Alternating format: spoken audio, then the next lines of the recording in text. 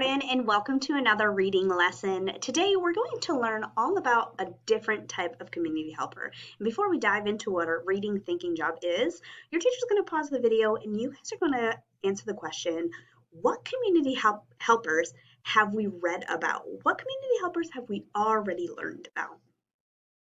We have learned about so many community helpers already, and we're about to today see a poem all about a new type of community helper.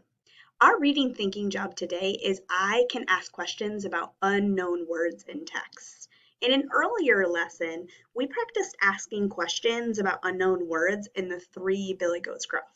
And today we're going to practice that again using the poem titled Jonathan Joe so that we can learn to ask questions about different type of text. Remember, we always need to reread the text with our question in mind to try to answer it.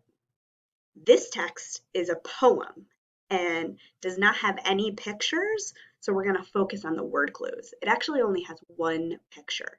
Remember, poems are short lines, they're not complete sentences. We're going to hear some rhyming words.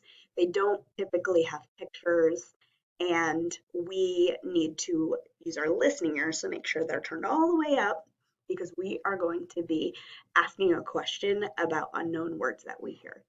So let's get started and read this poem. Jonathan Joe by A.A. Milne. Jonathan Joe has a mouth like an O and a wheelbarrow full of surprises. If you ask for a bat or something like that, he has got it, whatever the size is. If you're wanting a ball, it's no trouble at all. Why, the more you ask for, the merrier. Like a hoop and a top, and a watch that won't stop, and some sweets, and an Aberdeen terrier. Jonathan Joe has a mouth like an O, but this is what makes him so funny. If you give him a smile only once in a while, then he'll never expect any money. I want you to just pause and I want you to think about some words that you heard that might be unknown. The word unknown means they're words that you may have never heard before, or you might have heard before, but you aren't quite sure what the word is, what it means. Your teacher might pause the video to reread the poem again. You probably already started coming up with some questions about those words, and I have some questions about the words and phrases in this poem. So here we go. Listen very carefully to my question, and then you guys are going to talk and decide the answer. My first question is, why do you think the author included the line, has a mouth like an O? Remember, good readers, when they just have words, imagine, paint a picture in their mind. Your teacher is going to pause the video and you guys are going to answer the question, why do you think the author included the line, has a mouth like an O? We learned through the entire text, the entire poem of Jonathan Joe, that it helps readers imagine what Jonathan Joe looks like. Do we see a picture of Jonathan Joe in this poem? No. So we need to imagine, we need to paint a picture, and we need to use the words that we hear to help us better understand who Jonathan Joe is. Here's my next question.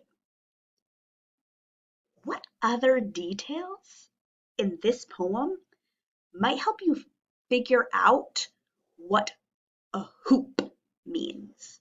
We heard the word hoop in the poem. Your teacher's going to pause the video. You guys are going to find the word hoop in the poem and what other details in this poem might help you figure out what that word hoop means. I know when I went through and reread the poem, the phrase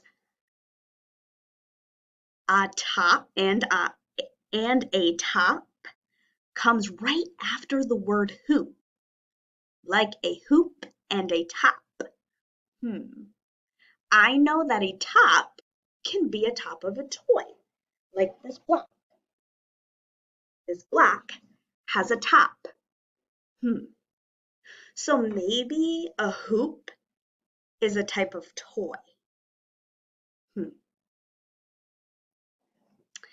Okay, what question could you ask if you didn't know what a hoop was? I just asked you a question about what a hoop, the word, could help hoop. What's a question you could come up with? Right. You could come up with maybe what does a hoop look like? What are some other clues in the poem that helps you with the word hoop? How does Jonathan Joe help his community? Well, we learn that he helps people get what they need.